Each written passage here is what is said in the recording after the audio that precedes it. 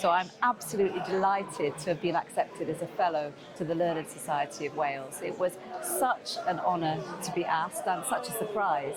And also it's a chance for me to come back again to thinking about my Welshness, which is very important to me, and also to be accepted into this community is incredibly interesting. I can't wait to meet everybody.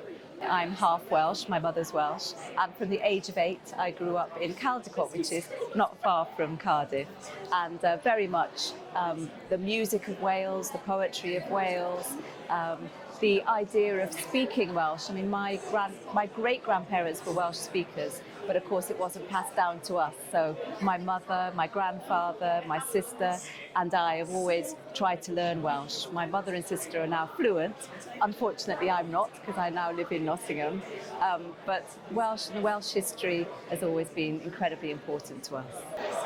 So my recent book, which is called To Be Young, Gifted and Black, is all about, again, national identity, racial identity, and the very disturbed times that we're living in now. I think it's incredibly turbulent. I think there are lots of issues, lots of threats to so many people, especially those who are from an ethnically diverse community. And it's a book which concentrates on conversations with my own children. I have 7 children, and their experiences in the world of the creative arts and music, and the kind of issues that they face. And I think this is incredibly current now in every field and every walk of life.